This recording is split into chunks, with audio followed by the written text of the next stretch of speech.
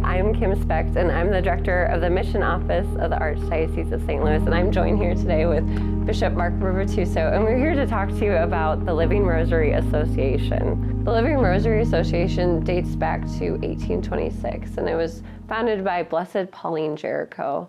And I think to understand the Living Rosary Association, and in its essence, it's just really simple, is that it's a group of people coming together for the perpetual praying of the Rosary for the Church. So taking this powerful prayer of our Church and trying to get as many people as possible, perhaps in a more tangible way, to pray the Rosary. And so Blessed Pauline Jaricot, she was living in France in the early 1800s after the French Revolution.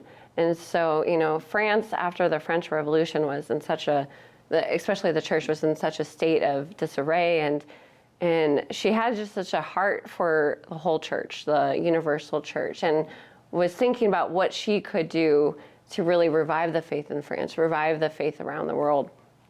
And so in 1826, she founded the Living Rosary Association. She gathered people into groups of 15, and so one for each mystery of the Rosary at the time.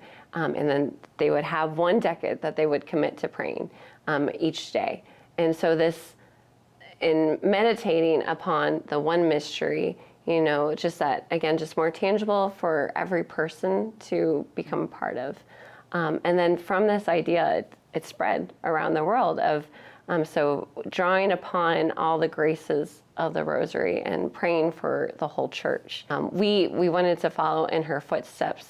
And so, if people reach out to our office, we're forming people into groups, and we're assigning each person just one decade of the Rosary, and then one particular region of the world to pray for. We talk about it as an office, it's pretty simple, just of praying for the Church, but we need to give people tangible ways to do it, and this is one way that they can get involved and actually pray for the missionary work of the Church. Good, and it's a beautiful way is through the Rosary. I always say, it's so important as a church to remember we have our mother, the mother of the Church, the Blessed Mother, and she always helps us to truly be always focused upon Jesus, and not only about Christ, but his desires, his missionary desires, as a call for us to be a missionary church and to be disciples, making disciples.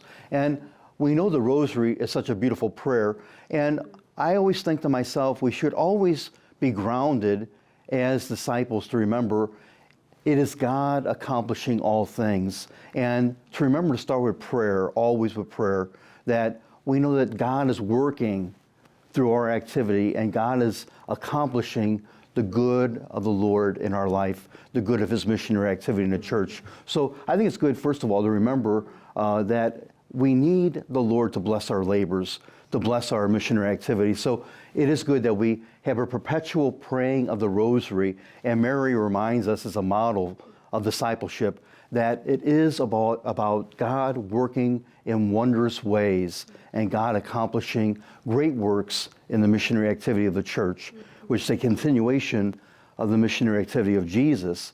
And, one thing that we need to truly inspire within the Church is a great missionary zeal.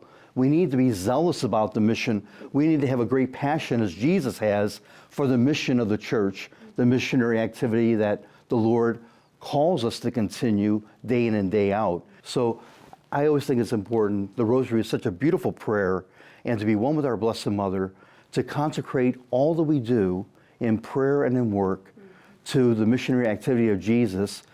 We always have the blessings of Christ always helping us and helping us to continue his work, his mission in the world. Yeah, during this Lenten season, it's such a great time to reevaluate, where we're focusing our time in our prayer and our fasting, our almsgiving. And this is a great opportunity that we could enter into the Living Rosary Association.